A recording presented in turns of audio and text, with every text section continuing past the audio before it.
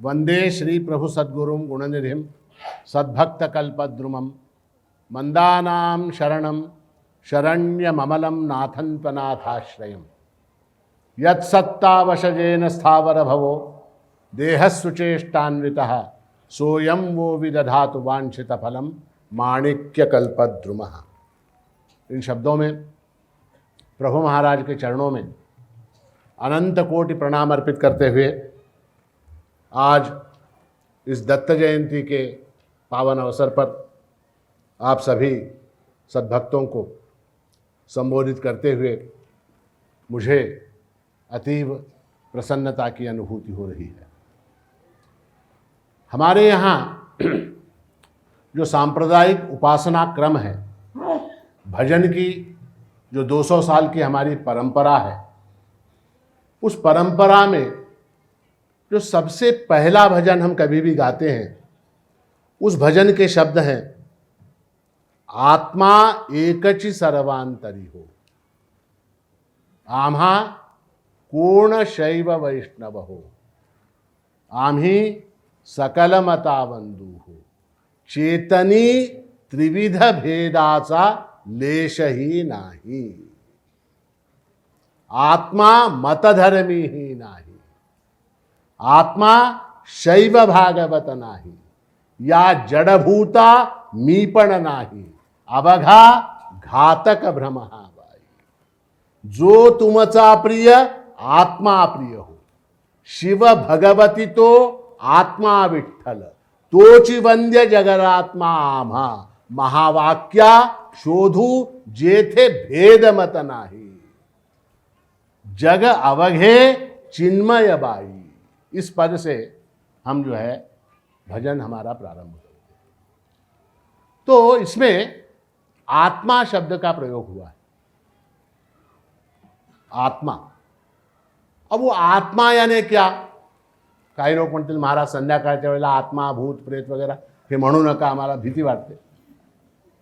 तशा प्रकारचा आत्मा नव्हे बरं का, ये आत्मा अलग है।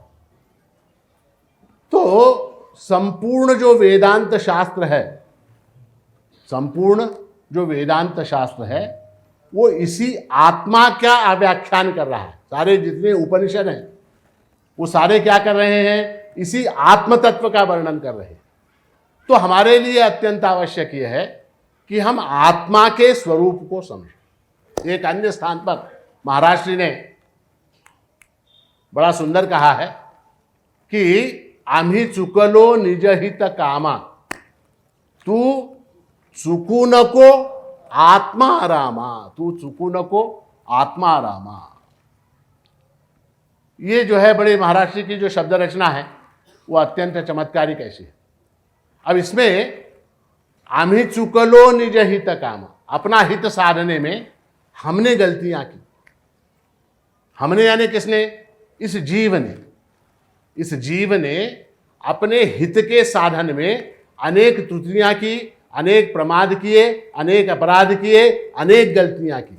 आम्ही चुकलो निज हित कामा, तू चुकू नको आत्मा रामा। अब इसमें चुकू नको आत्मा रामा ये जो शब्द हैं ये बड़े चमत्कारिक है। इसमें चुकू नको का अर्थ क्या? आत्मा गलती कर सकता है क्या? आत्मा प्रमाद कर सकता है क्या? आत्मा अपराध कर सकता है क्या? नहीं, आत्मा नहीं कर सकता, क्योंकि आत्मा अकर्ता है, अभोक्ता है, वो कुछ भी नहीं कर सकता बेचारा। तो यहां चुकू नको शब्द का अर्थ क्या है कि जिसको अंग्रेजी में कहते हैं मिस हो जाना। मेरी दृष्टि के सामने से तू कभी भी मत हटना। तू चुकू नको मतलब क्या? मैं जो है हमेशा तुम्हारा अनुसंधान करता रहूं। ऐसा ना हो, एक क्षण भी ऐसा ना हो जिस क्षण जो है उस आत्म तत्व के ऊपर से मेरी दृष्टि हट जाए। ठीक है? तो तू चुकू नको आत्मा रामा का अर्थ ऐसा है कि आत्म तत्व जो है उसका सतत जो है मुझको भान होता रहे, उसका सतत मुझको भान होता रहे। अब ये जो आत्मा है वो दिखाई नहीं देता। अदृश्यम, अव्यवहार्यम, अव्यपदेश्यम, श्रुति ने उसको कहा अदृश्यम, अदृश्य। जो चीज हमको दिखाई नहीं देती उसके ऊपर हमारा विश्वास नहीं होता। आपका होता है क्या? जी वस्तू तुम्ही कधी पाहिलीच नाही त्याच्यावर विश्वास करू शकता का? हो म्हणायचं किंवा नाही म्हणायचं? हाँ, नहीं कर सकते ना।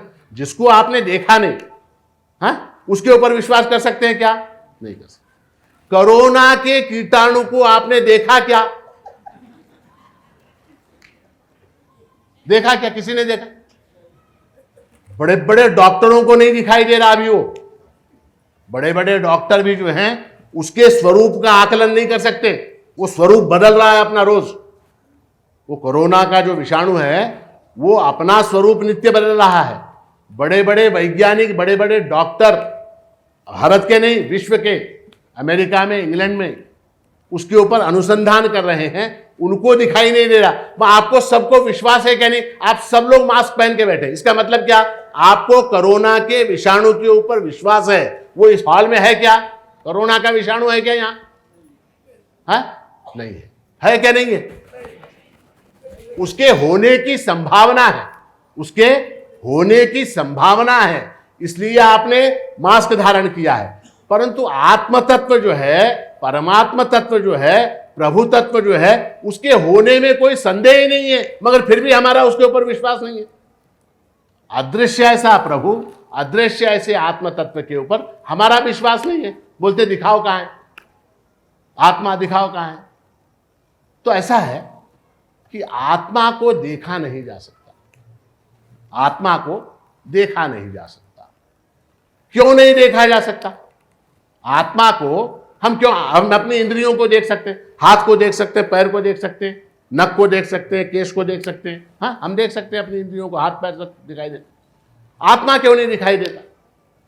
तो ऐसा है कि हमको जो ज्ञान होता है, किसी भी वस्तु का जो ज्ञान होता है वो इंद्रियों के कारण होता है, इंद्रियों के कारण होता है। अब हमारी जो ये इंद्रियां हैं वो सब कैसी हैं, उनका स्वभाव क्या है? तो हमारी जो इंद्रियां हैं वो सब बहिर्मुख, वो सब कैसी हैं? बहिर्मुख। बहिर्मुख यानी क्या? उनका मुंह जो है वो बाहर की ओर है, बाहर की ओर। ठीक है। अब पुराने जमाने में, पुराना जमाना मतलब 10 साल पहले जो मोबाइल फोन होते थे, उन मोबाइल फोन के अंदर कैमरा होता था। अभी भी होता है, उस समय भी होता था। वो मोबाइल फोन के अंदर जो कैमरा होता था उस जमाने में 10 साल पहले, उस कैमरे से आप केवल बाहर की फोटो ले सकते थे। क्यों? क्योंकि उस कैमरे का मुख जो है वो बाहर की ओर बहिर्मुख है। उससे आप क्या कर सकते थे 10 साल पहले? तो बाहर का चित्र आप ले सकते थे। ठीक है। तो परमात्मा ने ये जो इंद्रियां बनाई हैं वो स्वभावतः बहिर्मुख। परांचि खानी व्यतृणत स्वयंभू तस्मात् परांग पश्यति नान्तरात्मन। स्वयंभू, उस परमात्मा ने क्या किया? परांचि खानी, खानी यानी इंद्रियां, ख यानी इंद्रियां, खानी यानी इंद्रियां, बहुवचन हो गया उसका। तो परांचि खानी व्यतृणत स्वयंभू तस्मात् परांग पश्यति नान्तरात्मन कच्चित धीरः प्रत्यगात्मानमैक्षत। उनमें से हजारों लोगों में से कोई एक, मनुष्याणाम सहस्रेषु कश्चित यतति सिद्धये, कोई एक आदमी, एक आधा आदमी जो है कश्चित धीरः प्रत्यगात्मानमैक्षत, अपने अंदर बसे हुए उस आत्म तत्व को देखता है। और कैसे देखता है? आवृत्त चक्षुः, अपनी आंखों को बंद करके देखता है। और किस लिए देखता है? अमृतत्वमिच्छन्, अमृतत्व की इच्छा करते हुए वो अपने अंदर बसे हुए उस आत्म तत्व को देखता है। तो यहां क्या हो गया कि इंद्रियों का स्वभाव, इंद्रियों का जो स्वभाव है वो बाहर की ओर जाना है। नेत्रेंद्रिय है, उसका स्वभाव क्या? तो बाहर जो रूप दिखाई दे रहा है उस रूप की ओर दौड़ना जो है वो नेत्रेंद्रिय का स्वभाव है। श्रवणेंद्रिय है, बाहर जो शब्द है उस शब्द की ओर दौड़ना जो है इस श्रवणेंद्रिय का स्वभाव है। जिह्वा का स्वभाव क्या है? जिह्वा का स्वभाव रस की ओर दौड़ना। त्वचा का स्वभाव क्या है? स्पर्श की ओर दौड़ना। घ्राण का स्वभाव क्या है? गंध की ओर दौड़ना। तो बाहर जितने विषय हैं, शब्द, स्पर्श, रूप, रस, गंध, इन विषयों की ओर दौड़ना जो है वो इन इंद्रियों का स्वभाव है। इंद्रियों के स्वभाव को हम नहीं बदल सकते। इंद्रियों के क्या, हम किसी के भी स्वभाव को नहीं बदल सकते। कहा भी गया स्वभावो दुरित क्रम, स्वभाव को नहीं बदला जा सकता, स्वभाव को नहीं बदला जा सकता। इस विषय में एक अत्यंत मनोरंजक ऐसा एक दृष्टांत है। एक बार क्या हुआ कि एक राजा था, वो राजा जो है जंगल में शिकार करने के लिए गया। राजा कहाँ गया? किस लिए गया? शिकार करने के लिए गया। और शिकार करने के लिए गया, वहां बारिश हुई, तूफान आया, हवा चली वगैरह, और राजा, उसका मंत्री, उसकी सेना सब तितर बितर हो गए। राजा एक तरफ चला गया, मंत्री एक तरफ चला गया, सेना एक तरफ चले गई, वो सब तितर बितर हो, छिन्न भिन्न हो गए सब। अब जो है, अब राजा को ढूंढ रहे सब, सेनापति, मंत्री फिंत्री सब लोग राजा को ढूंढ रहे। तो ऐसा था, उस जंगल में एक वृक्ष के नीचे एक अंधा व्यक्ति बैठा हुआ। एक अंधा व्यक्ति जंगल में उस वृक्ष के नीचे बैठा हुआ था। तो सेना का जो एक सैनिक था, घोड़े पर बैठा हुआ अश्वारूढ़ ऐसा सैनिक, वो आया, उसने देखा यहां अंधा बैठा है आंख बंद करके। ए अंधे, तूने यहां से किसी को जाते हुए महसूस किया क्या? अनुभव किया कोई यहां से गया? क्योंकि वो राजा को ढूंढ रहे थे। ए अंधे, देखा क्या तूने? तो अंधे ने कहा, नहीं मैंने नहीं देखा, मैंने नहीं देखा। वो सिपाही अपने रास्ते चला। थोड़ी देर बाद एक मंत्री जो है राजा का, वो राजा को ढूंढता हुआ उसी स्थान पे आया, उस वृक्ष के नीचे। वहां पर वो अंधा बैठा हुआ था। उसने आके उसने कहा कि श्रीमान, क्या आपने यहां से किसी को जाते हुए अनुभव किया? तो अंधे ने कहा, मंत्री महोदय, ध्यान से सुनिए मेरी बात, हे मी सांगतो बरं का, फुकट सांगतो, दुसरे कोणी सांगत नाही। हाँ, तो मंत्री महोदय, एक सिपाही यहां से गया, मगर राजा यहां से नहीं गया। एक सिपाही। तो मंत्री बोला, इसको अंधा है, इसको कैसे मालूम मैं मंत्री हूं? मैं मंत्री हूं कि इसको कैसे मालूम? आश्चर्य हुआ उसको। वो भी बेचारा राजा को ढूंढता हुआ निकल गया। थोड़ी देर बाद वो राजा स्वयं आया वहां। कहाँ आया? वो अंधे के पास आया।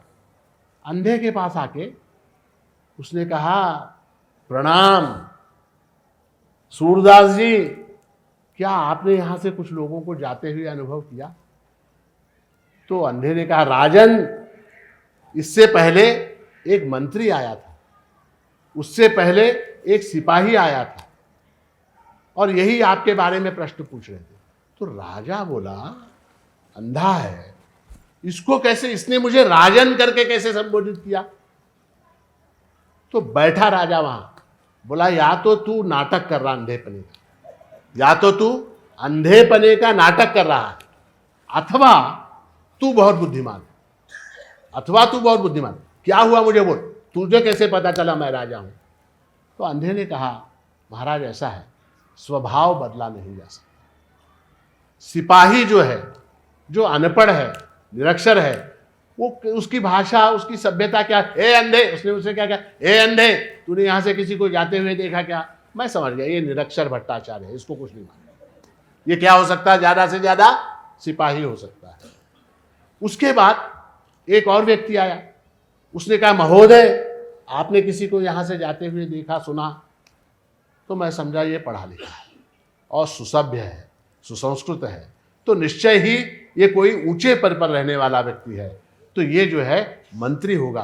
तो इसलिए मैंने कहा कि मंत्री महोदय, यहाँ से मैंने केवल एक सिपाही को जाते हुए देखा, मैंने किसी राजा को देखा नहीं, अनुभव किया, मैंने राजा को जाते हुए अनुभव नहीं किया। और अब आप आए, आपने सबसे पहले प्रणाम किया, आपने सबसे पहले प्रणाम किया, और उसके बाद क्या बोले? सूरदास जी कहा आपने, क्योंकि जो चक्षुहीन लोग होते हैं उनके लिए आदर पूर्वक संबोधित करने का एक तरीका उत्तर भारत में है सूरदास। सूरदास क्यों?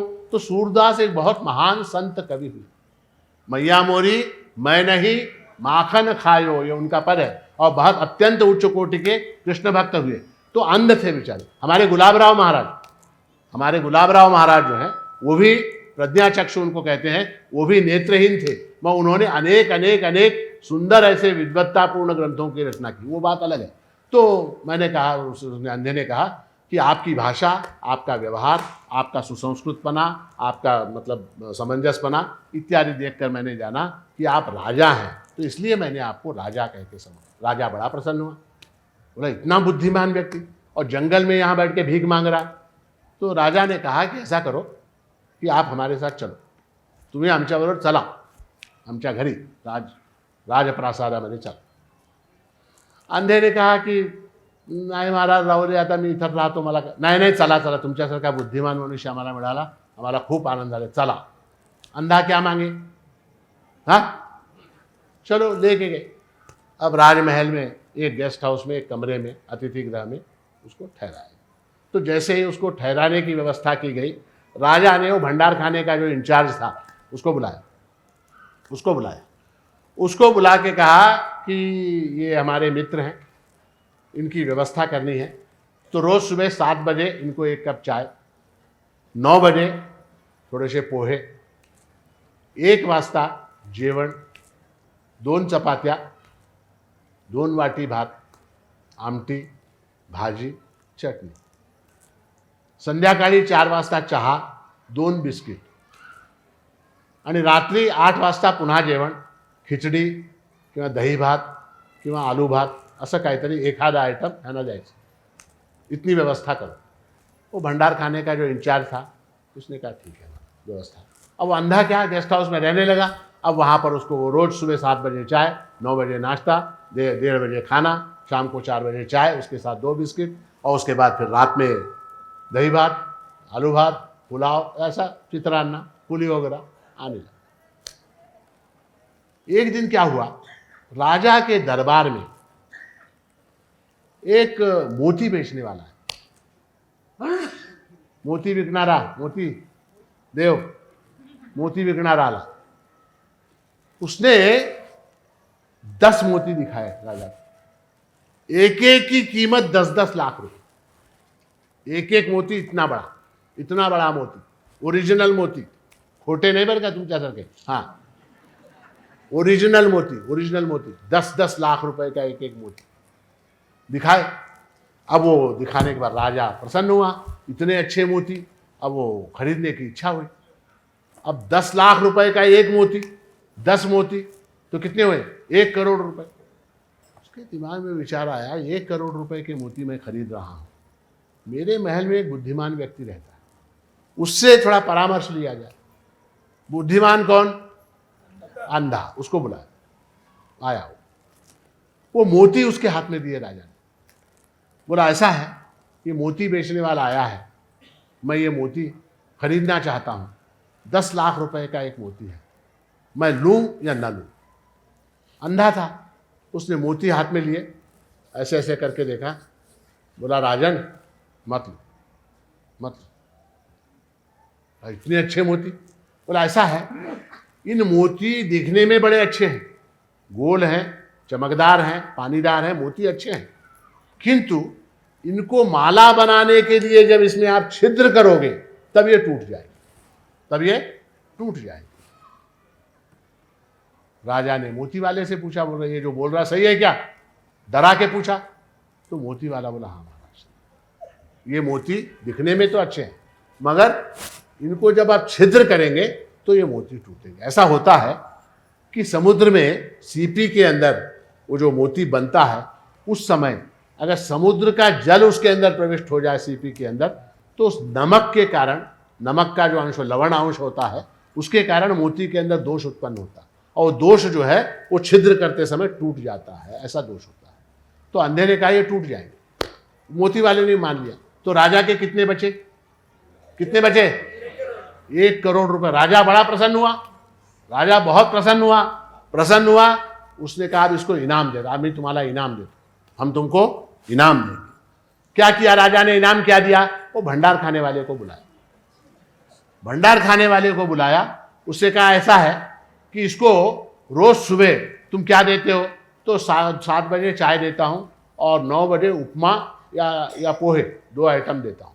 बोले ऐसा नहीं, सुबह जो है उसके साथ 1 वाटी शीरा ऐड करो उसके।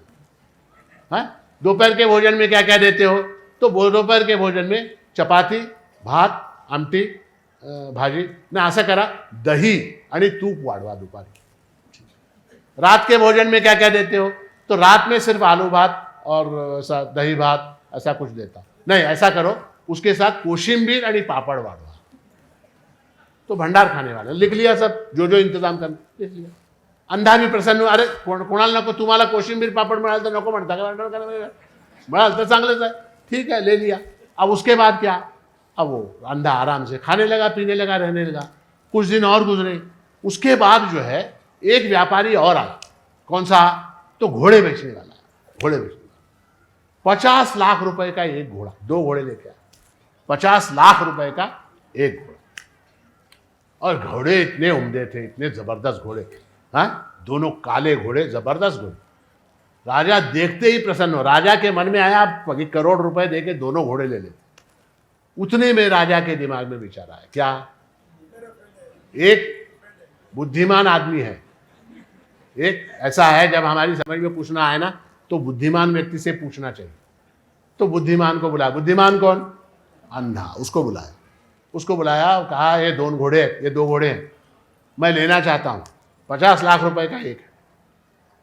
तो अंधा गया घोड़े के पास, घोड़े की गर्दन पे, पीठ पे वगैरह हाथ मार के, हाथ फिरा के, इधर उधर जाके वो घोड़े की अश्व परीक्षा करके आया। अंधा था मगर स्पर्श से उसने जाना।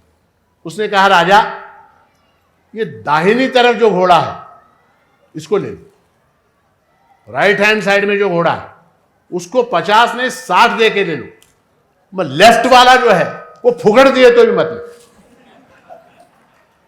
वो अगर मुफ्त में भी मिलता हो तो भी मत लो।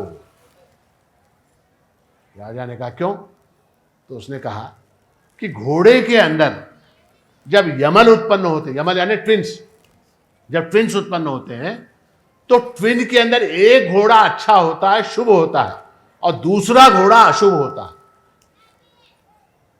तो ये जो लेफ्ट वाला बायां है, वाम भाग में जो है वो घोड़ा खराब, ये वाला। राजा ने कहा ठीक। घोड़े वाले से पूछा ये बोल रहा सही है क्या? सही बोल, ये घोड़ा सही, ये घोड़ा गलत। तो क्या हुआ? राजा ने 50 लाख रुपए देके वो घोड़ा खरीदा। इसको बोले ये कैंसर। देखिए अब राजा के कितने बचे? 50 लाख बचे। अब राजा ने कहा क्या? इसको इनाम देना। किसको? अंधे को इनाम देना। तो इनाम कैसे दिया? तो भंडार खाने वाले को बुलाया। भंडार खाने वाले को बुलाया, बोले ऐसा है, इसको नाश्ते में क्या देते हो? बोले आपने कहा उपमा, पोहे और शीरा दो। नहीं नहीं, ऐसा करो नाश्ते में 1 गिलास दूध बढ़ा दो। दोपहर में क्या? तो दोपहर में आपने वो जो था उसमें दही और घी बढ़ाने के, नहीं दोपहर में 1 पूरन पोड़ी उसको सैंक्शन कर। रात में क्या? दोपहर शाम में क्या? तो शाम में जो है चाय और 2 बिस्किट। नहीं नहीं 2 बिस्किट नहीं, इसको चाय बिस्किट पकौड़े दो। ठीक। रात में क्या? रात में कोशिम्बीर पापड़ दही भात वगैरह ऐसा कुछ। नहीं नहीं, उसके साथ जो है एक आधा कुछ स्वीट आइटम, एक दिन गुलाब जामुन, एक दिन खीर, एक दिन ऐसा कुछ देते जाओ, इनाम दे दिया जाओ। अब वो अंधा खुश हो गया, और क्या चाहिए? खुश हो गया, चला गया। एक दिन राजा बैठ के सोच रहा है मेरे 1.5 करोड़ रुपए इसने बचाए, इतनी बुद्धि इसको कहां से प्राप्त हुई? इतनी बुद्धि इसको कहां से प्राप्त हुई? इससे पूछा जाए। तो उसको फिर बुलाया, बोले बैठ, तू इतना बुद्धिमान है, हाँ इतना बुद्धिमान है, इतनी बुद्धि तुझको कैसे प्राप्त है? इधर की उधर की बातें करने लगा। तो इतना बुद्धिमान है, मैं तेरी आज परीक्षा लेना चाहता हूं, मेरे बारे में तेरा क्या मत है? बोल, मेरे बारे में तू क्या सोचता? बोल। तो अंधा बोला महाराज असा आहे, पाठीवर पाय द्यावं, पोटावर देऊ नये।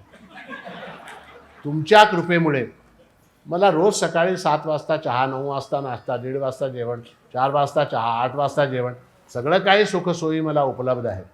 उगीच कशाला नसलेले प्रश्न विचारता, मला तुम्ही विचारू नका, मुझसे मत पूछिए।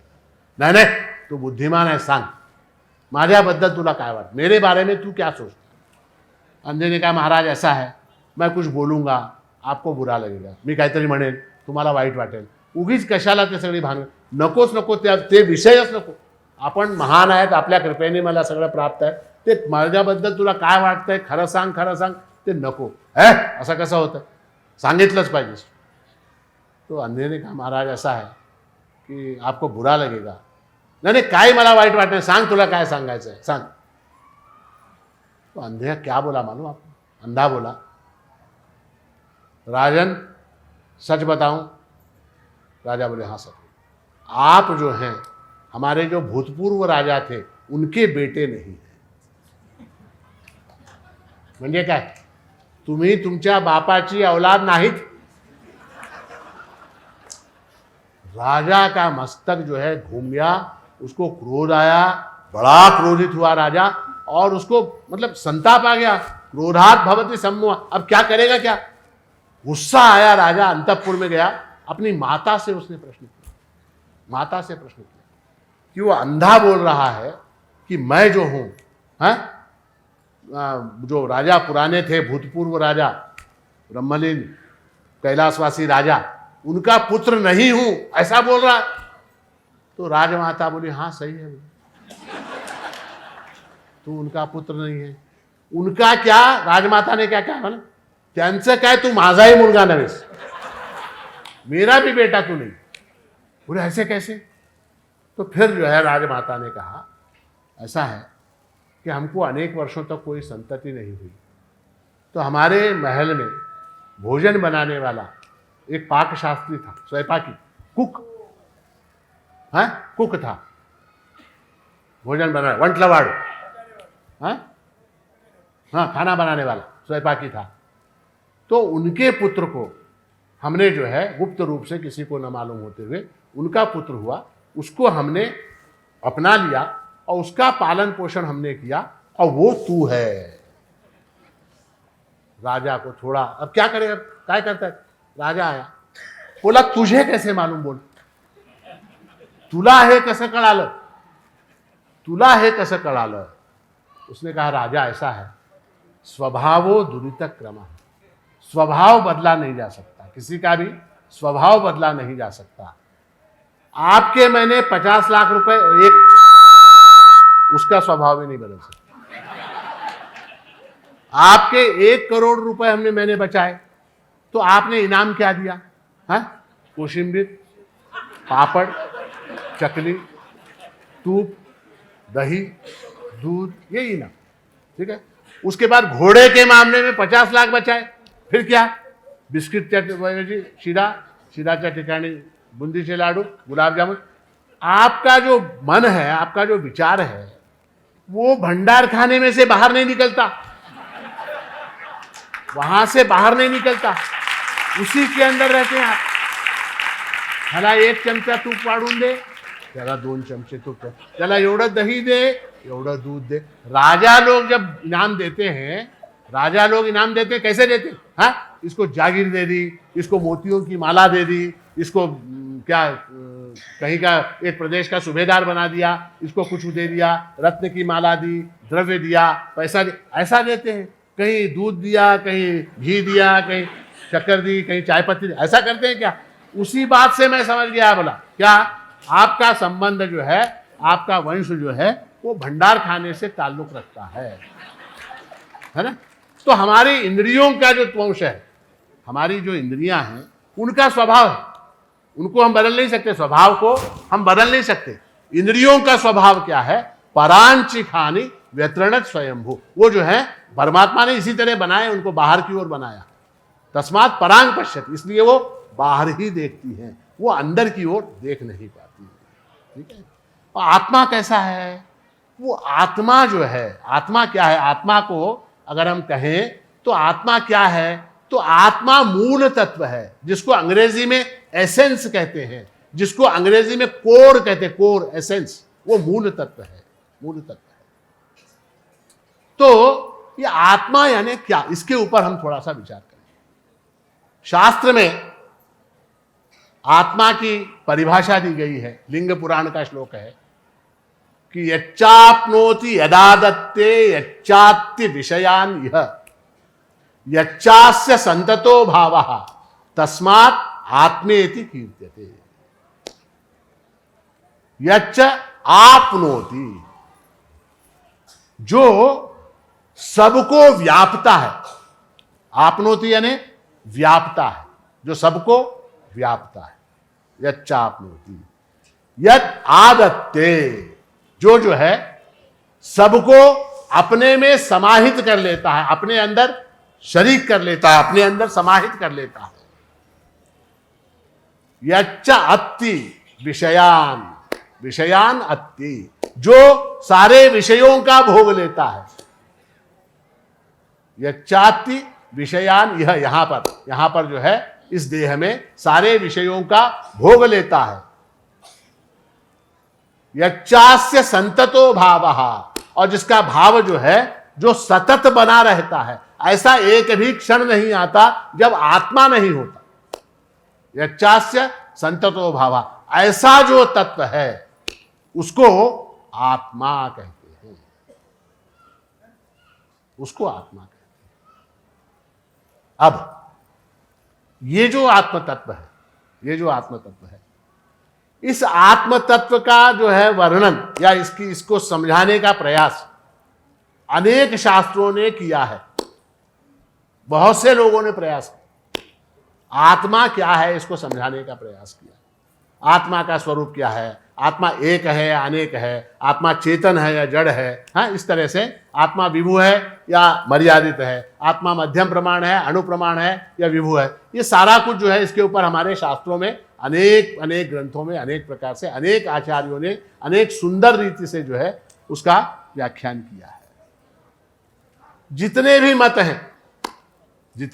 मत हैं, अद्वैत मत को छोड़कर जितने भी मत हैं, सभी ने अनेक आत्माओं का अंगीकार किया। अनेक आत्मा यानी क्या? मेरा आत्मा, उनका आत्मा, इनका आत्मा, उनका आत्मा, उनका आत्मा, उनका आत्मा, जितने देह है उतनी आत्मा है। अनेक आत्माओं का अंगीकार। बौद्धों ने तो कहा कि आत्मा का मतलब शून्य है, सर्वम शून्यम सर्वम क्षणिकम। आत्मा कैसा है? वो प्रतिक्षण बदलने वाला है। ये किसने कहा? तो बौद्धों ने कहा। कपिल ने, पतंजलि ने, कणाद ने, गौतम ने, जैमिनी ने, सभी लोगों ने अपने अपने शास्त्रों में अनेक प्रकार से आत्म तत्व का वर्णन किया। किंतु, और बुद्ध ने भी, किंतु ये जितने भी आचार्य हुए, एक ध्यान देने की बात है, ये जितने आचार्य हैं वो सब मनुष्य हैं। वो सब क्या हैं? मनुष्य हैं। चाहे वो कपिल हो, चाहे कणाद हो, चाहे पतंजलि हो, चाहे गौतम हो, चाहे जैमिनी हो, कोई भी आचार्य, बुद्ध हो, वो जितने हैं वो सब मनुष्य हैं। मनुष्य की बुद्धि अल्प है। मनुष्य की बुद्धि अल्प है। अल्प होने के कारण अनंत ऐसा जो आत्म तत्व है, अनंत, असीम, व्यापक और विभु ऐसा जो आत्म तत्व है, उसका आकलन जो है वो मनुष्य बुद्धि के लिए नितांत असंभव है। मनुष्य बुद्धि के लिए नितांत असंभव है। तो उसके लिए क्या? उसके लिए उपाय क्या? फिर कहां से हम जानेंगे? तो उसके लिए वेदों ने जिस प्रकार से आत्मा का वर्णन किया है, वेद क्या है? वेद अपौरुषेय हैं। वेद जो है वो किसी मनुष्य की वाणी नहीं, किसी आचार्य की वाणी नहीं है। वेद क्या है? वो साक्षात परमात्मा के श्वास हैं, परमात्मा के श्वास हैं। और इसलिए जो है अपौरुषेय होने के कारण वेदों ने जिस प्रकार से आत्मा का वर्णन किया, उसी को हम अद्वैत वेदांत में प्रमाण मानते हैं। उसी को हम प्रमाण मानते हैं। वेदों ने आत्म तत्व का जो वर्णन किया है, ऐतरेय उपनिषद में उसके लिए कहा गया प्रज्ञानम ब्रह्म। वो आत्म तत्व कैसा है? तो प्रज्ञान स्वरूप है। प्रज्ञान। तैत्तिरीय में उसको सत्यम ज्ञानम अनंतम ब्रह्म कहा। तैत्तिरीय में उसको सत्यम, जिसको तैत्तिरीय में सत्यम ज्ञानम अनंतम कहा गया, उसी को ऐतरेय में प्रज्ञानम कहा गया। प्रज्ञानम। अब प्रश्न ये उठता है कि ये प्रज्ञान यानी है क्या? ये आत्मा यानी है क्या? ये जिसका इतना सारा वर्णन कर रहे हैं सब लोग, वो है क्या? तो ऐसा है, शास्त्र में उसके लिए अनेक उदाहरण दिए गए। शास्त्र में अनेक दृष्टांतों से, अनेक उदाहरणों से, अनेक व्याख्याओं से, अनेक परिभाषाओं से आत्म तत्व को निरूपित किया गया है। किंतु हमारी जो पीढ़ी है उस पीढ़ी को समझाने के, देखिए शास्त्र में अत्यंत सुंदर उदाहरण दिया गया। आत्मा का दृष्टांत किससे दिया गया, आत्मा की उपमा किससे दी गई, परब्रह्म परमात्मा की उपमा किससे दी गई, तो प्रकाश से दी गई। आत्मा कैसा है, तो प्रकाश के जैसा है। यथा प्रकाशयत, ये कहा, कृष्णम लोकमिमं रवि तथा क्षेत्रम क्षेत्री तथा कृष्णम प्रकाशयति भारत। 13वें अध्याय में भगवान कहते, तो वहां प्रकाश की उपमा दी है। प्रकाश यानी क्या, प्रकाश यानी जिसकी उपस्थिति में मुझको ज्ञान होता है उसको प्रकाश कहते हैं। वेदांत में प्रकाश शब्द का अर्थ है जिसकी उपस्थिति में ज्ञान होता है, जिसकी अनुपस्थिति में ज्ञान नहीं होता उसको प्रकाश कहते हैं। अब जैसे ये सभागृह, अब इस सभागृह के अंदर ये प्रकाश है क्या नहीं है, ये दीप है, ये प्रकाश है। अब इस प्रकाश के कारण जो है, इस प्रकाश के कारण मुझको इस बात का ज्ञान हो रहा है कि यहां लगभग 70% 80% लोगों ने मास्क पहना है, 20% लोगों ने मास्क नहीं पहना है, 10% लोगों को नींद आ रही है, 5% लोगों को कुछ भी समझ में नहीं आ रहा है। ये सारा मुझको यहां पर क्या दिखाई दे रहा है, किसके कारण दिखाई दे रहा है, प्रकाश के कारण दिखाई। अब मान लीजिए थोड़ी देर के लिए हमारा जो इलेक्ट्रिशियन है, संयोग से उसका नाम भी प्रकाश है, त्याचं नाव प्रकाश आहे आणि त्याच्या मनात आलं तो बंद करू शकतो, उसने बंद किया, अंधेरा कर दिया, उस अंधकार में मुझको ज्ञात होगा क्या, यहां कितने पुरुष बैठे हैं, कितनी महिलाएं बैठी हैं, किसके मुंह पर मास्क है, किसकी आंखों पर चश्मा है, हरा शर्ट किसका है, नीला शर्ट किसका है, पीली साड़ी किसकी है, ये मुझको दिखाई देगा क्या, नहीं दिखाई दे सकता, नहीं दिखाई देगा। ठीक है, तो जिसकी उपस्थिति में ज्ञान होता है उसको हम प्रकाश कहते हैं। तो ये आत्मतत्व कैसा है, उसकी उपस्थिति में मुझको ज्ञान होता है, उसके बिना ज्ञान संभव नहीं है। एन रूपम रसम गंधम शब्दान स्पर्शागुश्च मैथुनान एते नैव विजानाति किमत्र परिशिष्यते एतद्वै तत्।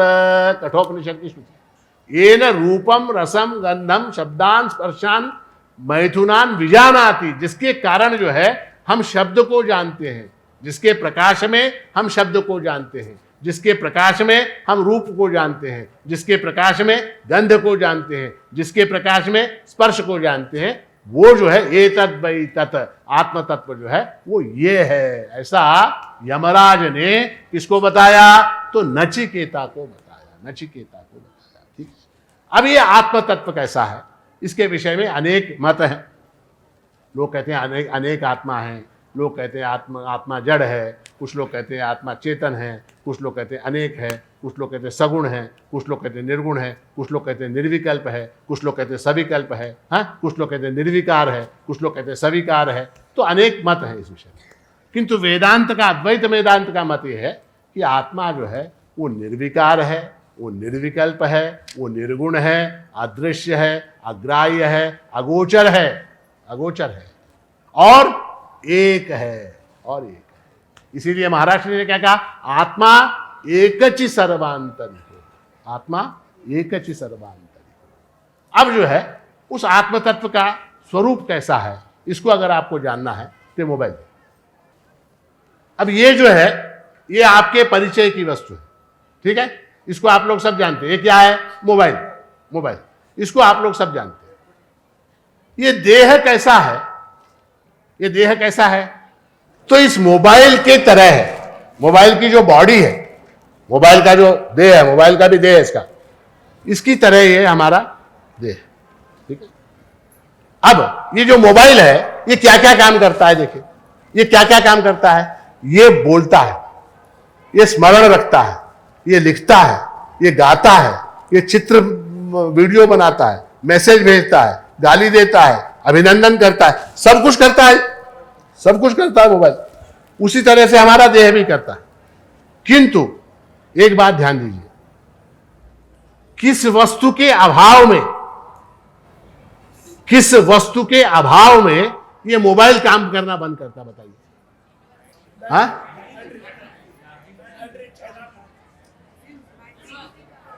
हाँ, नेटवर्क, नेटवर्क, नेटवर्क जो है, नेटवर्क मालूम है, नेटवर्क दिखाई देता है क्या? किंतु वो नहीं है ऐसा बोल सकते हैं क्या? नेटवर्क नहीं है ऐसा बोल सकते हैं क्या?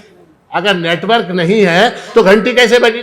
नेटवर्क है इसलिए घंटी बजी, नेटवर्क है इसलिए मैसेज आया, नेटवर्क है इसलिए व्हाट्सएप गया, मैसेज है इसलिए नेटवर्क है इसलिए हाँ फेसबुक है। कितना अच्छा उत्तर दिया देखिए। हाँ, तो कहने का तात्पर्य क्या है कि नेटवर्क, अब देखिए शास्त्र में अनेक उदाहरण है, वो उदाहरण आपकी समझ में नहीं आएंगे। यहां ये नेटवर्क का और ये फोन का, फोन की बॉडी का, हाँ उदाहरण आप लोग ध्यान में रखिए। आत्मा कैसा है तो नेटवर्क जैसा है। आत्मा कैसा है? नेटवर्क, वो सर्वव्यापी है। नेटवर्क कैसा है? सर्वव्यापी। नेटवर्क सर्व, यहां है, वहां है, वहां है, वहां, सब तरफ। ठीक है, अब देखिए एक चीज मैं आपसे पूछता हूं, वो नेटवर्क जो है, वो नेटवर्क जो है वो इस फोन का अंग है क्या? इस फोन का अवयव है क्या? हाँ, जैसे ये बटन है, ये कांच है, यहां एक बटन है, ये सारी चीजें इसके अवयव है। अवयव मैंने उसके अंग, उसके पार्ट्स, उसके अवयव। तो नेटवर्क जो है वो इस फोन का अवयव है क्या? अवयव नहीं, अवयव नहीं। उसी तरह से चैतन्य आत्मा जो है वो देह का अवयव नहीं है, देह का अंग नहीं है, देह से सर्वथा भिन्न स्वतंत्र सत्ता वाली वस्तु है, पहली चीज। दूसरी चीज, वो जो नेटवर्क है वो इस मोबाइल फोन में से उत्पन्न हुआ क्या? इस मोबाइल फोन का उत्पाद है क्या? जैसे शरीर है, शरीर का उत्पाद क्या? तो शरीर का उत्पाद क्या? रक्त है, मल है, मूत्र है, थूक है, कफ है, ये सारी चीजें शरीर में, पसीना है, ये सारी चीजें शरीर में से निकलती। उस तरह से वो जो आत्मा है, वो जो चैतन्य तत्व है, वो जो नेटवर्क है, वो इस फोन में से निकला क्या? नहीं निकला। ठीक है, तो इसका अर्थ क्या हुआ? नेटवर्क इस फोन का उत्पाद नहीं, it is not a product of this phone. Network जो है, आत्मा जो है, वो शरीर का उत्पाद नहीं है, शरीर से उत्पन्न नहीं हो। अब वो नेटवर्क इस फोन का गुण है क्या? स्वभाव है क्या? धर्म है क्या?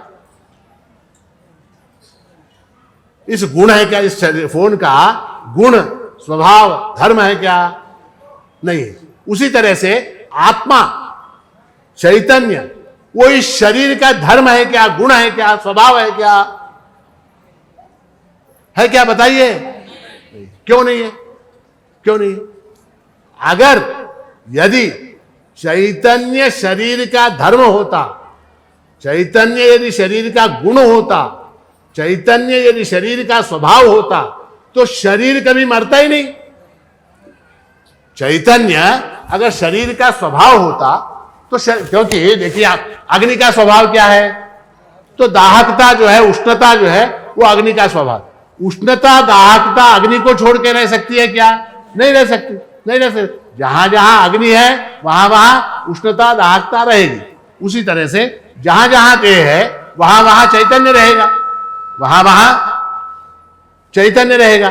किंतु हम ये देखते हैं कि वो चैतन्य जो है, चैतन्य आत्मा जो है, वो सदा सर्वदा इस देह को प्रकाशित नहीं करता। मृत देह को प्रकाशित करता है क्या? मृत देह को नहीं करता। तो इसका मतलब क्या हुआ? चैतन्य आत्मा देह का अंग नहीं है, उत्पाद नहीं है, गुण नहीं। वो चैतन्य आत्मा शरीर से सर्वथा पृथक, सर्वथा भिन्न, स्वतंत्र सत्ता है। और उस स्वतंत्र सत्ता के कारण ये शरीर चलता हुआ, देखता हुआ, खाता हुआ, पीता हुआ, सोता हुआ, जागता हुआ, रोता हुआ, गाता हुआ प्रतीत होता है। उसके कारण ये शरीर चलता हुआ प्रतीत होता है, बोलता हुआ प्रतीत होता है। अब वो जो नेटवर्क है, ये बड़े महत्व का है। नेटवर्क जो है वो इस फोन की जो मर्यादा है, इस फोन की जो मर्यादा है उसके अंदर लिमिटेड है क्या, उसके अंदर बंधा हुआ है क्या? नेटवर्क जो है वो इस फोन के ऊपर है क्या नहीं, नीचे है क्या नहीं, दाईं ओर है क्या नहीं, बाईं ओर है क्या नहीं, सामने है क्या नहीं, पीछे है क्या नहीं, चारों तरफ है। वो नेटवर्क जो है इस फोन को प्रकाशित करते हुए इसकी मर्यादा से बाहर चारों तरफ व्याप रहा है। उसी तरह से वो आत्मा जो है इस देह को व्याप कर, इसको चेतन बनाकर, इसके दाएं बाएं आगे पीछे ऊपर नीचे सब तरफ वो चैतन्य व्याप रहा है। अब अंतिम बात, वो चैतन्य या वो नेटवर्क जो है इस मोबाइल फोन से, जब उसका संबंध विच्छेद हो जाता है, जिस समय उस नेटवर्क का किसी कारणवश इससे संबंध विच्छेद हो जाता है, तब ये फोन काम का रहता है क्या? तब इसको क्या करते हैं? इसको फेंक देते हैं।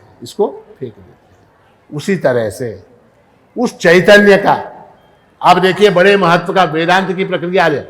चैतन्य का संबंध विच्छेद जब देह से हो जाता है उस समय यह देह मृत कहलाता है। अब एक प्रश्न है, मृत देह जहां है, जहां पर मृत देह है, शव है, प्रेत है, उस प्रेत के अंदर आत्मा है क्या नहीं है? यानी आप सुने हैं, आप चीटिंग कर रहे, मैं आपको इससे पहले बोला हूं ये बात।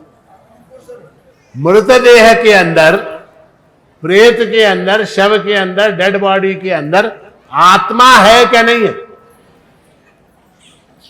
बोलो डरो मत। नहीं है? देखिए ऐसा है, जो सर्वव्यापी है, जो वस्तु सर्वव्यापी है वो सर्वत्र होती है। वो वस्तु सब, अब जैसे ये फोन टूट गया तो नेटवर्क जाता है क्या? नेटवर्क रहता है, वहां पर नेटवर्क रहता है, किंतु उस नेटवर्क को ग्रहण करने वाला जो सिम कार्ड है, जिसको हम सूक्ष्म शरीर कहते हैं, जिसको अंतःकरण कहते हैं, जिसको मन बुद्धि चित्त अहंकार कहते हैं, वो टूट जाता है, वो उसका संबंध विच्छेद होता है। चैतन्य का देह से संबंध विच्छेद नहीं हो सकता। चैतन्य का, आत्मा का देह से संबंध विच्छेद कदापि नहीं हो सकता, किसी से भी नहीं हो सकता। किसी से भी परमात्मा अपना पिंड नहीं छुड़ा सकता। वो कथा है, एक बार क्या हुआ कि अकबर के दरबार में सब लोग बादशाह की तारीफ करते। नवरत्न थे, बीरबल था, टोडरमल था, अबुल फैज था, खान खाना रहीम थे, सारे लोग थे। उनका काम क्या था? तो बादशाह की तारीफ करना। हुजूर आप जो है सूर्य के समान तेजस्वी हैं, हुजूर आप जो है इंद्र के समान ऐश्वर्यवान हैं, हुजूर आप अमुक हैं, हुजूर आप तमुक हैं, वो है ये है, तारीफ करना। तो एक दिन बीरबल की बारी बीरबल से कहा कि तुम बोलो कुछ। तो बीरबल ने कहा, हुजूर ऐसा है कि आप परमात्मा से ज्यादा खुदा से ज्यादा ताकतवर है, आप खुदा से ज्यादा ताकतवर है। बोले कैसे? ऐसा है कि खुदा जो है, आप जो है अपने राज्य में से किसी को भी बाहर कर सकते हैं। आपको अगर मेरे ऊपर क्रोध आ गया, गुस्सा आ गया, तो आप क्या करेंगे? बीरबल हमारे राज्य में से बाहर चलेंगे, आप जो है देश में से निष्कासित कर सकते हैं। किंतु परमात्मा बेचारा वो अपने राज्य में से किसी को भी निष्कासित नहीं कर सकता, क्यों नहीं कर सकता? सर्वत्र जो है उसी की सत्ता रूप से सर्वत्र वही व्याप रहा है। तो जितना जो कुछ जगह है जहां है, तीनों लोक 14 भवन जो है, वो सारे के सारे परमात्मा से व्याप्त होने के कारण वो परमात्मा से अलग नहीं जा सकता। तो इसलिए जो है बीरबल ने कहा कि हुजूर आप परमात्मा से ज्यादा शक्तिशाली हैं, आप अपने राज्य में से मुझे निकाल सकते हैं, मैं परमात्मा अपने राज्य में से मुझे नहीं निकाल सकता। तो कहने का तात्पर्य है कि संबंध विच्छेद जो है आत्मा का किसी से कभी भी नहीं होता। आत्मा का संबंध विच्छेद कभी भी किसी से नहीं होता। सूक्ष्म शरीर जो है, सूक्ष्म शरीर जो है, उसका संबंध विच्छेद देह से होता है। वो मीडियम है, वो माध्यम है, वो सिम कार्ड है। नेटवर्क भी बहुत है और फोन भी आपका बहुत बढ़िया है, फिर भी उसमें जो सिम कार्ड है, उसके अंदर जो सिम कार्ड है, वो सिम कार्ड जब तक नहीं होगा तब तक ये फोन बोलेगा नहीं, चलेगा नहीं, हंसेगा नहीं, गाएगा नहीं, कुछ नहीं होगा, कुछ नहीं होगा। तो मृत्यु के समय क्या होता है, सिम कार्ड का देह से, सूक्ष्म देह का स्थूल देह से संबंध विच्छेद होता है। सूक्ष्म देह जो है वो स्थूल देह को छोड़कर जाता है और इसलिए जो है वहां माध्यम न होने के कारण चैतन्य को अभिव्यक्त होने का माध्यम क्या है, तो सूक्ष्म देह अंतःकरण है। वो अंतःकरण वहां न होने के कारण देह जो है वो मृत हो जाता है, वो चलता नहीं है, बोलता है। आपने बल्ब देखा होगा, बल्ब, इलेक्ट्रिक का बल्ब, अगर ध्यान से देखा होगा, उस बल्ब के अंदर एक ऐसी पतली सी झिल्ली होती है, देखा आप? ये तो पता नहीं कैसे, हमारे जो पुराने बल्ब होते थे उसके अंदर एक ऐसी एक तार होता था, झिल्ली होती थी, छोटी सी झिल्ली होती। वो झिल्ली क्या है उसके अंदर की? वो झिल्ली सूक्ष्म शरीर, वो अत्यंत सूक्ष्म होती। थोड़ा सा भी बल्ब हिल जाए तो टूट जाता। झिल्ली जो है वो सूक्ष्म होती। बल्ब क्या है?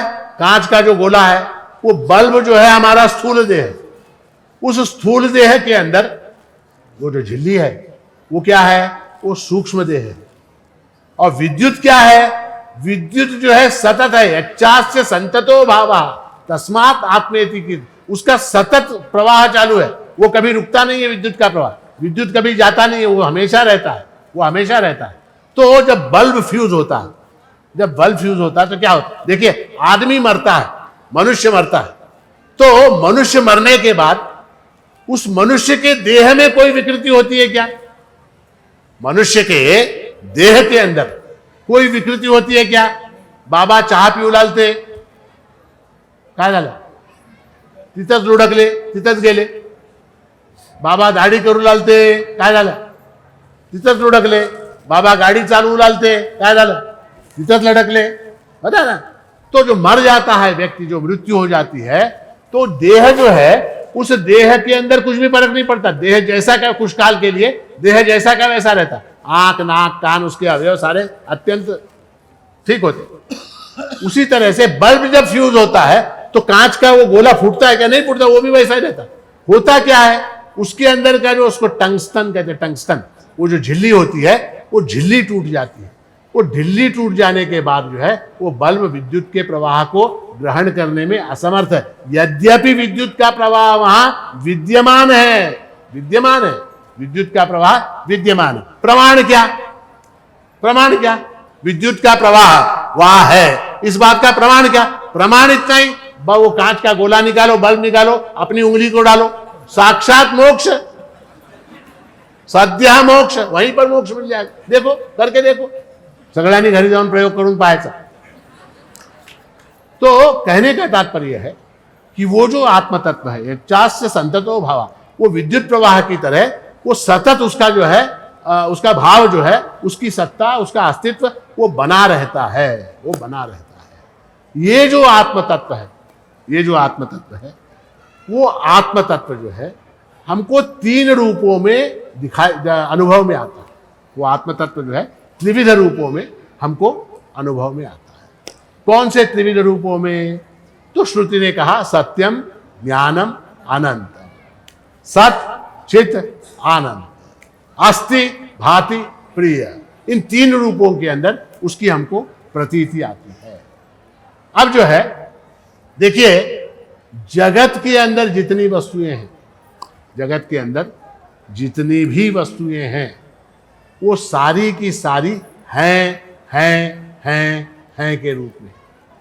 आप में से कोई मुझे एक वस्तु का नाम बताइए जो नहीं है, उसको यहीं पर 1 लाख रुपए का इनाम मैं देता। जो वस्तु नहीं है उसका नाम बताइए। जितनी वस्तुएं हैं वो सब हैं, अस्थि के रूप में वो हमको प्रतीत होती है। अब उसमें ऐसा है कि कोई भी वस्तु, जैसे ये वस्तु है, ये वस्तु, अब ये जो वस्तु है इसके अंदर तीन चीजें हैं, इसके अंदर तीन चीजें हैं। कौन कौन सी तीन चीजें हैं? एक है इसका अस्तित्व, इसका अस्तित्व जो रजत रूप से हमको दिखाई दे रहा है वो उसका अस्तित्व है। उसके अलावा इसका एक नाम है, इसके अलावा इसका एक नाम है, उसके अलावा उसका एक रूप है। हाँ, तो अस्तित्व प्लस नाम प्लस रूप इज इक्वल टू वस्तु। कोई भी वस्तु, अस्तित्व नाम रूप, इनको मिलाने से वस्तु बनती है। अस्तित्व है, उसका कोई नाम रूप नहीं है तो हम उसको पहचानेंगे कैसे? अब ये क्या है? ये हारमोनियम, हारमोनियम, हारमोनियम इसका नाम है, हारमोनियम इसका नाम है। आयताकार इसका रूप है, आयताकार जो है ये रूप है, और इसके अंदर क्या? अस्तित्व है, अस्तित्व है, अस्तित्व। देखिए, वस्तु के नाम को रूप को बदला जा सकता है, वस्तु के नाम को रूप को बदल सकते हैं, किंतु अस्तित्व को नहीं बदल सकते। अब जैसे हारमोनियम, इस हारमोनियम के अस्तित्व को मैं नहीं मिटा सकता। हाँ, मैंने मान लिया मुझको गुस्सा आ गया, गुस्सा आ गया, मैंने एक छड़ी ली और इसको ऐसे तोड़ा। तोड़ने के बाद क्या हुआ? तोड़ने के बाद क्या हुआ? हाँ, क्या हुआ? उसके टुकड़े हो गए। अब टुकड़े क्या हैं? टुकड़े। अब वो टुकड़ों पर भी मुझको गुस्सा आया, मैंने क्या किया? उसको और खरगस लेके उसके छोटे छोटे पीसेस बनाए। ठीक है, वो पीसेस क्या, वो टुकड़े क्या हैं? वो भी हैं, अस्तित्व को मिटा नहीं सकते। उसके बाद क्या? उसका पाउडर बनाया, उसका भूसा बनाया, भूसा बना के फिर के भूसा है, भूसा है, उसको नहीं मिटा सकते। अच्छा, भूसे के ऊपर गुस्सा आया, उसको जलाया, जलाया उसको, तो क्या हुई? राख, रक्षा है। अस्तित्व, नाम रूप बदल गए। क्या? हारमोनियम था, फिर लकड़ी के टुकड़े हो गए, फिर उसके और छोटे खंड हो गए, उसके बाद क्या? उसका भूसा हुआ, उसके बाद भस्म हो गया। वो सारा कुछ नाम बदला, रूप बदला, अस्तित्व नहीं बदला। वो न बदलने वाला जो अस्तित्व है उसी को वेदांत में सत कहते हैं, उसी को सत कहते हैं। जिसका त्रिकालाबाधित ऐसा अस्तित्व है उसको सत कहते हैं। जो सत्य निज सुखे नृत्य सकल करिकृत्य जयाची सत्ता, जयाची सत्ता। प्रभु महाराज की आरती में हम कहते हैं जो सत्य, सत्य यानी क्या? सद्रूप से, सद्रूप से जो सदैव विद्यमान है उसको अस्तित्व कहते हैं, उसको अस्तित्व। उसके बाद क्या? उसके बाद जो है चिद रूप है। जगत में जितनी वस्तुएं हैं, कुछ जड़ है, कुछ चेतन है। तो जड़ वस्तुएं जो हैं उनके अंदर परमात्मा, आत्मा जो है वो अस्तित्व के रूप से विद्यमान है। जड़ वस्तुओं के अंदर परमात्मा सत्ता रूप से, अस्तित्व रूप से विद्यमान है। और जो चेतन है, जो चेतन है उनके अंदर अस्तित्व रूप से तो है ही है, अस्तित्व के रूप में तो है ही है, उनके अंदर वो चिद रूप से भी भासमान हो रहा। चिद रूप से कैसे? मैं हूं, मैं जानता हूं, मैं जानता हूं।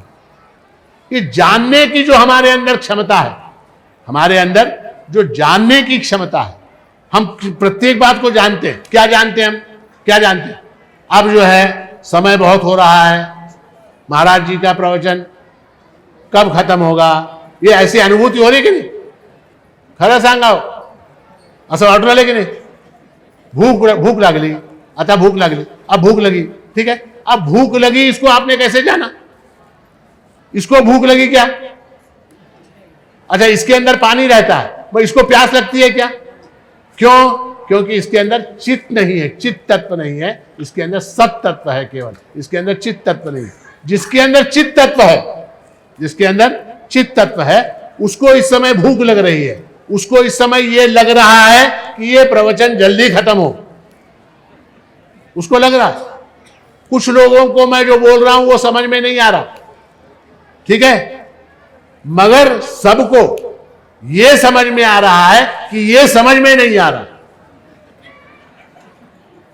ये जो जाणीव, याला ज्ञानेश्वर महाराजांनी याला जाणीव कळा म्हटलंय, याला जाणीव कळा, ये जो जानने की क्षमता हमारे अंदर है। देखिए, ये सच्चिद रूप जो है ना, सच्चिदानंद रूप, वो हमारे अंदर हमारी खानदानी प्रॉपर्टी है। वो सच्चिदानंद रूप क्या है? हमारी खानदानी प्रॉपर्टी।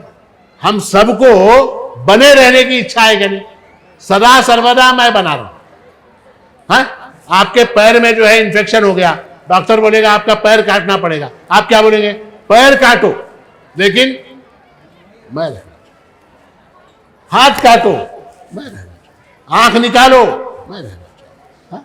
किसी भी महारोगी है, हाँ, शरीर अत्यंत जर्जर होगा, वो भी क्या बोलता है? मैं सदा सर्वदा बना रहा हूं। अपने होने की इच्छा जो है, अस्तित्व जो है, वो हमारे अंदर सदा सर्वदा जो है स्फुरित होता रहता है। ठीक है। उसके बाद क्या? उसके बाद हमको जानने की इच्छा। हम सब ज्ञान स्वरूप हैं, हमको जानने की इच्छा, जानने की इच्छा है। क्या जानने की इच्छा? अब मान लीजिए क्या होता है कि ऐसे सभा में वगैरह जब हम बैठते हैं तो लोग आते हैं, भक्त लोग आते हैं, भक्त लोग आते हैं। कभी कभी अत्यंत स्नेह से, अत्यंत प्रेम से एक आध कोई डिब्बा लाते, महाराज हे तुमच्यासाठी बरं का। अब वो भक्त ने बेचारे ने डब्बा दिया, महाराज जी ने ले लिया। अब जितने बैठे होते हैं उनके मन में क्या प्रश्न आता है? हाँ, क्या आता है? वो डब्बे में क्या है? वो डब्बे में क्या है? हाँ? इतना क्यों आप लोगों को? कि महाराज जी को भी जानने की इच्छा है डब्बे में क्या है। क्यों? क्योंकि हम सब ज्ञान स्वरूप हैं, ज्ञान हमारा स्वरूप है। जानने की इच्छा हमारे अंदर अनंत अनादि अनंत काल से चली आ रही। जानने की इच्छा। किसी के कान में किसी ने कुछ कहा, क्या कहा? हम लोग अखबार पढ़ते कि नहीं? न्यूज देखते कि नहीं? क्यों? हम ज्ञान स्वरूप हैं, इसलिए अखबार देखते। हम न्यूज क्यों देखते? ज्ञान स्वरूप, हमको जानने की इच्छा है। तो कहने का तात्पर्य क्या है कि हमारे अंदर जानने की इच्छा है, तो हम जो है चिद रूप, चिद रूप। उसके बाद क्या? उसके बाद हम सब आनंद रूप हैं। हमको सबको सुख चाहिए। सुखम में सर्वदा भूयात् दुखम मा भूत कदाचन इति छे सर्वसामान्य ते ज्ञानादेव सिद्ध्यता। हमको सबको सुखम में सर्वदा भूया, हमको हमेशा समेशा सुख की अपेक्षा है, सुख की अपेक्षा। और दुख चाहिए क्या? किसी को चाहिए दुख? नहीं चाहिए। दुखम मा भूत कदाचन, हमको दुख की आवश्यकता नहीं, सुख चाहिए। सुख क्यों चाहिए? सुख क्यों चाहिए? इसलिए चाहिए क्योंकि प्रत्येक वस्तु का, मैंने स्वभाव की बात बताई, प्रत्येक वस्तु का स्वभाव क्या होता है? अपने स्वरूप की ओर दौड़ती है वस्तु। वस्तु जो है अपने स्वरूप, स्वरूपाकडे धावते, स्वरूप की ओर दौड़ती है। जैसे बर्फ है, जैसे बर्फ है, उस बर्फ का स्वरूप क्या है? बर्फ का स्वरूप क्या है? तो जल है। तो बर्फ का जो है खंड होगा या आइस क्यूब होगा, बर्फ होगा, तो उस बर्फ को, बर्फ का मतलब क्या? उसकी प्रवृत्ति क्या है? वो जल्दी से जल्दी पानी बनना चाहता है, वो जल्दी से जल्दी पानी बनना चाहता है। हाँ? उसी तरह से हम लोग यात्रा पे जाते, कहीं इंग्लैंड गए, अमेरिका गए, दिल्ली गए, हमारी इच्छा क्या होती? कब कब हम वापस अपने घर लौटे। क्या? हमको स्वरूप की ओर लौटने की हमको इच्छा होती। उसी तरह से हमको सुख चाहिए। तो सुख क्या है? सुख हमारा स्वरूप होने के कारण उसकी ओर हम दौड़ते हैं। ठीक है। दूसरी बात क्या? दूसरी बात ये कि आत्मा जो है वो प्रियतम है, प्रियतम है। आत्मा क्या है? जो तुमचा प्रिय आत्मा प्रिय हो, महाराज ने कहा जो तुमचा प्रिय आत्मा प्रिय। आत्मा प्रियतम है। आत्मा प्रियतम क्यों है? प्रिय वस्तु कौन सी होती है? जिससे हमको सुख प्राप्त होता है वो वस्तु प्रिय होती है, वो वस्तु प्रिय होती है। तो सबसे ज्यादा प्रिय कौन है हमको? हमको सबसे ज्यादा प्रिय कौन है? तो हम स्वयं ही अपने आप को प्रिय हैं। नवारे पत्युः कामाय पति प्रियो भवति आत्मनस्तु कामाय पति प्रियो भवति। नवारे जायायै कामाय जाया प्रिया भवति आत्मनस्तु कामाय जाया प्रिया भवति। ऐसी बृहदारण्यक श्रुति है। तो जिस वस्तु से जिस मात्रा में सुख प्राप्त होता है उस मात्रा में उस वस्तु से हम प्रेम करते हैं। जिस वस्तु से जिस मात्रा में सुख प्राप्त होता है उस मात्रा में उस वस्तु से हम प्रेम करते हैं, उस वस्तु से हम प्रेम करते हैं। तो हम सबसे ज्यादा प्रेम अपने आप से करते हैं। तो इसका मतलब क्या हुआ? सबसे ज्यादा सुख कहां है? तो सबसे ज्यादा सुख जो है वो आत्मा में है। आत्मा आनंद रूप है। सत्यम ज्ञानम अनंतम। अनंतम यानी क्या? अनंतता में ही आनंद है। नाल्पे सुखम अस्ति, अल्पता में सुख नहीं है, छोटे में सुख नहीं है। मान लीजिए आप भंडार खाने में गए, आज वहां क्या है बता देता हूं आपको। अभी वहां जिलेबी है आज। अब मान लीजिए वो जिलेबी का आपको सबको एक 2-2 मिलीमीटर के टुकड़े काट के दिए जाए, 2-2 mm, 2 mm जिलेबी आपको सबको बांट दिए जाए, आपको सुख होगा क्या? अच्छा ठीक है यार, मैं बोलता हूं 4 mm के टुकड़े चलेगा? 4 mm एवढे एवढे नहीं, 6 mm, 8 mm, कितना चाहिए आपको? जब तक तृप्त न हो जाऊं तब तक चाहिए। है नाल्पे सुखम से, अल्प में सुख नहीं है। तो जो है आत्मा से हम जो प्रेम करते हैं वो इसलिए करते हैं क्योंकि वहां अनंतता है, अनंत सुख है, वहां अनंतम ब्रह्म है। वो अनंतता भी हमारे अंदर है। हमारे अंदर अस्तित्व है, हमारे अंदर भातित्व है, हमारे अंदर वो अनंतत्व भी है। अनंतत्व कैसे है हमारे अंदर? अनंतत्व कैसे है? तो अनंतत्व इस तरह से है, आप कल्पना कीजिए, आप कल्पना कीजिए कि आज सवेरे से अब तक आपने कितने रंग देखे? आज सवेरे से अब तक आपने कितने रंग देखे? आपने अनंत अनंत रंगों को देखा। अब तक सुबह से लेके अब तक कितने शब्द सुने? टीवी का शब्द सुना, रेडियो का शब्द सुना, मोबाइल का शब्द सुना, पत्नी का शब्द सुना, पति का शब्द सुना, सास का सुना, और ये कोलाहल सुना भूखों का, भूखे आदमी का कोलाहल, ये भी एक शब्द है, वो भी परमात्मा का आविष्कार है, वो सुना। तो अनेक अनेक प्रकार के शब्द, पक्षियों की आवाज सुनी, हवा की आवाज सुनी, बादल की आवाज सुनी, बिजली की आवाज सुनी, भजन की आवाज सुनी, मंत्र घोष सुना। कितने शब्द सुने? उसके अंदर कितने वर्ण सुने? उसके अंदर कितने वर्ण कितनी बार सुने? क अक्षर आपने कितनी बार सुना? ख कितनी बार सुना? ग कितनी बार सुना आज सुबह से लेकर? तो क्या अनंत अनंत अनंत सुना। उसके बाद क्या? रस। सुबह से लेकर कितने प्रकार की वस्तुओं का रस ग्रहण आपने किया? अनंत। आप बोलेंगे नाही महाराज सकाळी फक्त पोहे खाल्ले, त्या पोह्यामध्ये जिऱ्याची चव, मोहरीची चव, खोबऱ्याची चव, शेंगदाण्याची चव, पोह्याची स्वतःची चव, फुटाण्याची चव, मध्ये एखादा खडा आला चुकून त्याची चव, ये सारे जो हैं, ये सारे रस जो है अनंत अनंत रस लिया आपने। अच्छा आपकी स्मृति कैसी है? शब्द स्पर्श रूप रसगंध, अनेक प्रकार के गंध लिए, अनेक प्रकार के स्पर्श हुए, उसके बाद आपकी स्मृति कैसी है? स्मृति कितनी चीजें याद है? बचपन में मां ने आपको कब मारा याद है? याद है क्या नहीं है? बचपन में मां ने कितनी बार मारा याद है? स्कूल में अध्यापकों ने कितनी बार मारा याद है? कॉलेज के अंदर क्या क्या हुआ वो सब याद है? याद है क्या नहीं? पत्नी से झगड़ा हुआ वो याद है क्या नहीं?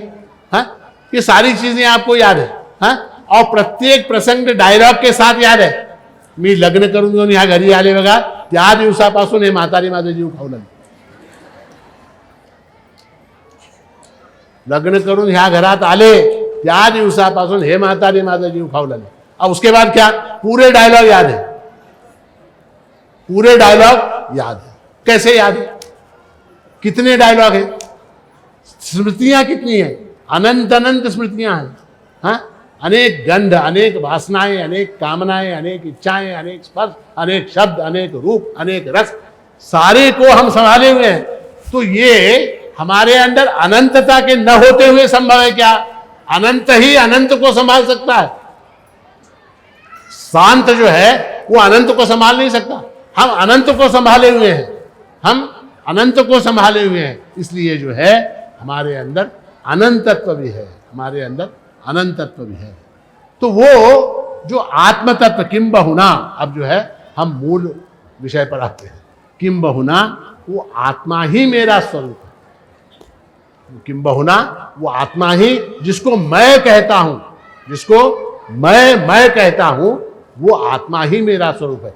इसके अतिरिक्त जिन वस्तुओं को मैं कहता हूं वो सब बदलने वाले हैं, वो सब विकारी है। देहम प्राणम अपि इंद्रियाण्यपि चलाम बुद्धिम च शून्यम विरु, भगवत पूज्य पाठ श्रीमद शंकराचार्य ने कहा दक्षिणामूर्ति सूत्र, हाँ, कि ये सारे जो हैं ये बदलने वाले हैं, ये सारे मैं नहीं हो सकते। मैं क्या है? जो न बदलने वाला है वो मैं है, जो न बदलने वाला है वो मैं है। तो मेरे अंदर बैठकर जो मैं बोल रहा है, मेरे अंदर बैठकर जो मैं बोलता है, उसका नाम प्रभु है, उसका नाम आत्मा है। आपके देह के अंदर बैठकर मैं कौन बोलता? आप नहीं बोल सकते। देह बोल सकता है क्या? मैं देह अगर मैं बोल सकता तो चिता के ऊपर रखने मला ठेवू नका रे इथं मला घरी घेऊन चला बोलता था कि नहीं? वो कभी किसी चीज बोला क्या? कोई मुर्दे ने बोला आपको मला इधर ठेवू नका? किसी ने नहीं कहा। मैं बोलने की शक्ति उसके अंदर है क्या? नहीं है। मैं बोलने की शक्ति किसके अंदर है? तो चेतन जो है, जो देह है, चेतन प्रतीत होता हुआ चिदाभास के कारण वो जो है मैं बोलता है, और मैं बोलने वाला जो है वो परमात्मा है, वो आत्म तत्व है, वो मैं बोलता है, वो मैं बोलता है। और उसके होने का प्रमाण क्या? वो सर्वत्र है, इस बात का प्रमाण क्या? हमारे लिए प्रमाण एक ही है, श्रुति प्रमाण है। वायुर्यथैको भुवनं प्रविष्टः रूपम रूपम प्रतिरूपो बभूव एकस्तथा सर्वभूतांतरात्मा रूपम रूपम प्रतिरूपो बहिश्च अग्निर्यथैको भुवनं प्रविष्टः रूपम रूपम प्रतिरूपो बभूव एकस्तथा सर्वभूतांतरात्मा रूपम रूपम प्रतिरूपो बहिश्च। श्रुति ने दो उदाहरण दिए, अग्नि का और वायु। जिस प्रकार वायु जो है, वायु जो है हमारे आपके सबके शरीर को, हमारे आपके सबके शरीर को वो प्राणवायु जीवित रखती है क्या नहीं? हो म्हणायचं, हो म्हणल्याशिवाय सोडणार नाही। तिथं जागा नाही आता, आता त्यांचं होऊ दे, 2-3 तास आपल्याला टाइम आहे, तोपर्यंत आपण सगळं आटपूया। हो म्हणायचं, वो जो प्राणवायु है वो हमारे आपके सबके शरीर को जीवित रखती है क्या नहीं? अब वो वायु कितनी है, कितने प्रकार की है? एक वायु जो है वो हमारे आपके, उनके, इनके, इनके सबके शरीर को, सबके शरीर के अंदर संचालन करती रहती। अच्छा, कुत्ते के शरीर में, बैल के शरीर में, गाय के शरीर में, हाँ?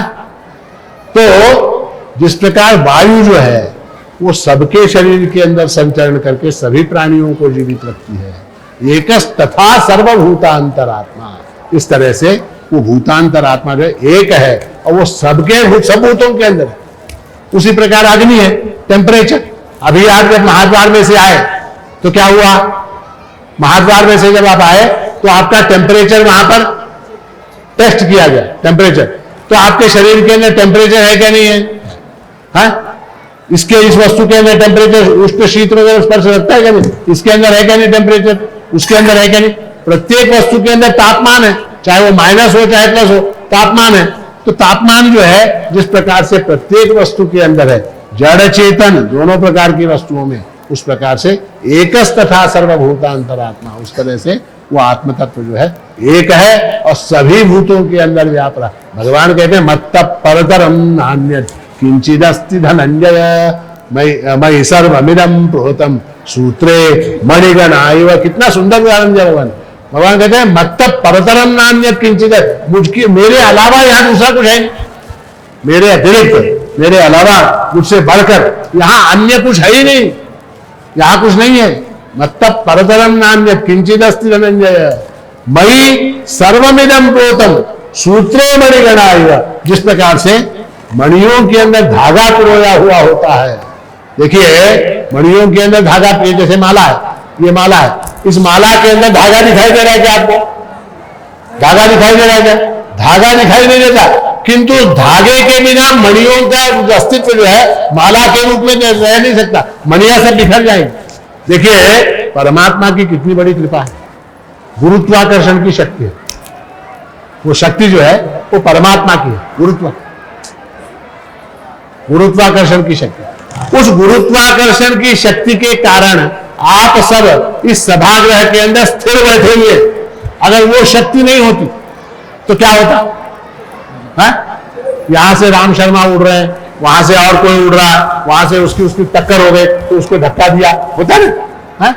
कल्पना कीजिए, वो एक शक्ति है, मणि सर्वम इदम प्रोतम सूत्रे मणिगणा इव, जिस प्रकार से मणियों के अंदर जो है सूत्र पिरोया हुआ होता है, उस तरह से मणि इदम सर्वम प्रोतम, इस सब के अंदर भरा हुआ हूं, इस सब के अंदर भरा हुआ हूं।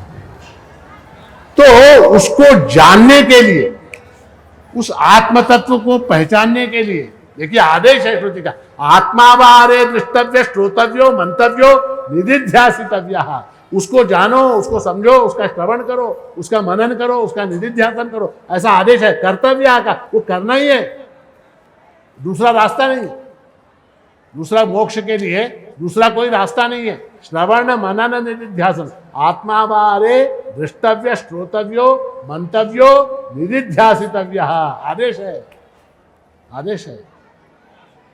और इसीलिए जो है ये जो उत्सव महोत्सव हम यहाँ करते हैं, उत्सव महोत्सव हम क्यों करते हैं? उत्सव महोत्सव इसलिए आयोजित करते हैं कि इस उत्सव महोत्सव के निमित्त से उस आत्म तत्व को जानने की बुद्धि हमारे अंदर जागृत हो, उस आत्म तत्व को जो सत्य, जैसे आप मंदिर में खड़े हो, कहाँ? मंदिर के अंदर, है? अब वहां क्या? वहां प्रभु महाराज की आरती, आप क्या भक्ति भाव में मग्न होकर गा रहे हैं, क्या? जो सत्य निज सुखे नृत्य सकल करिकृत्य, जयाची सत्ता अस्ति भाति प्रिय, सकल जड़ा जड़वेत्ता परिपूर्ण अगुण आणि सगुण भासदी त्रिगुण रूपाणी नाम, ये सारी चीजें तो वो जब गाएं आप, तो उस समय क्या होना चाहिए? उसका अर्थबोध होना चाहिए, उसका अर्थबोध होना चाहिए। और अर्थबोध होकर जब उसको आप गाएंगे तो उस समय क्या होगा? उसका वास्तविक फल प्राप्त होगा। मैं ये नहीं कह रहा कि उसके अर्थ के बिना गाने से फल नहीं, उसका भी फल होता, बिना अर्थ को जाने भी अगर आप गाएं तो निश्चित ही फल की प्राप्ति होगी, निश्चित ही फल की प्राप्ति होगी। किंतु अर्थ को जानकर अगर गाया जाए तो विशेष फल की प्राप्ति होगी। जैसे भाषा है, अब भाषा के अंदर जो है, मान लीजिए किसी को तेलुगु भाषा नहीं आती है, मान लीजिए अब ये बम्बई के लोग, इनको तेलुगु भाषा नहीं आती, मगर मैं अगर उच्चार तेलुगु भाषा में एक आधा शब्द कहूं तो उनको भाव समझ में आ जाता। कैसे? हेमदा क्या काय कळलं, रागावून बोल, रांड आता प्रेमानंद। तो भाषा जो है ना, भाषा की आत्मा भाव है, भाषा की आत्मा जो है वो भाव है। तो शब्द का अर्थ भी अगर आपको ज्ञात न हो तो भी अगर भाव के साथ अगर आप वो गाएं उसके फल की प्राप्ति होगी। किंतु अर्थ के साथ अगर आप उसको गाएं तो आपको क्या होगा? विशेष फल की प्राप्ति होगी, विशेष फल की प्राप्ति। और आप लोग सब अत्यंत भाग्यवान हैं, आप लोग सब क्या हैं? अत्यंत भाग्यवान हैं। क्यों भाग्यवान है? क्योंकि भगवान गीता में कहते हैं कि बहूनाम जन्मनाम अन्ते ज्ञानवान माम प्रपद्यते, वासुदेव सर्वमिति स महात्मा सुदुर्लभः। बहुनाम जन्मनाम अन्ते, अनेक अनेक अनेक अनेक जन्मों में जो अंतिम ऐसा जन्म है, उस अंतिम जन्म में ज्ञानी मेरी शरण में आता है। तो जब शरण में हम किसी की, प्रभु की शरण, अभी यहाँ प्रभु की शरण में जाने की बात हुई, तो प्रभु की शरण में हम कब जाते हैं? कभी भी नहीं जा सकते, टाइम टेबल है उसका एक टाइम टेबल है। टाइम टेबल क्या है? तो बहुनाम जन्मनाम अन्ते, अंतिम जन्म में हम प्रभु की शरण में जाते हैं। ज्ञानवान माम प्रपद्यते, मेरी शरण में आता है। तो वहां के क्या हो जाता है? वासुदेव सर्वमिति, ये जो कुछ है वो सब आत्मरूप है, वो सब सच्चिदानंद रूप है, इसका उसको ज्ञान हो जाता है। वो सब सच्चिदानंद रूप है, परमात्मा रूप है, प्रभु रूप है, आत्म रूप है, इस प्रकार का ज्ञान उसको हो जाता है। ज्ञानवान माम प्रपद्यते वासुदेव सर्वमिति। ऐसा जो व्यक्ति है उसके लिए भगवान ने क्या सर्टिफिकेट दिया? स महात्मा। वो क्या है? वो महात्मा है। ऐसा महात्मा जो है वो अत्यंत दुर्लभ होता है, अत्यंत दुर्लभ होता है। तो इसलिए जो है यहाँ जितने बैठे हुए हैं मेरी दृष्टि में वो सब क्या है, सब महात्मा, ये सब महात्मा है। और क्या है, अत्यंत दुर्लभ है। क्यों दुर्लभ है? क्योंकि जो है बहूनाम जन्मनाम अन्ते ज्ञानवान माम प्रपद्यते। तो प्रभु की शरण में आप आए हैं तो आप सबका कल्याण हो। और वासुदेव सर्वम सकलमत प्रभु नांदे जिकड़े तिकड़े, इस बात की प्रतीति जो है, इस बात का बोध, इस बात का अवबोध जो है वो आपको हो, और वो अवबोध प्राप्त करने की प्रेरणा आपको हो। उसके लिए श्रवण मनन निधिध्यासन करके उस तत्व को प्राप्त करने की बुद्धि आपके अंदर जागृत हो, उस साधना को करने का सामर्थ्य आपको प्राप्त हो। आपका शुभ हो, आपका कल्याण हो, आपका मंगल हो। प्रभु महाराज की कृपा आपके ऊपर सदा सर्वदा बनी रहे, ऐसा मंगल आशीर्वाद देते हुए आप सबको दत्त जयंती की शुभकामनाएं समर्पित करते हुए मेरी वाणी को विराम देता हूँ। अवधूत चिंतन श्री गुरुदेव दत्त। सद्गुरु माणिक प्रभु महाराज की जय।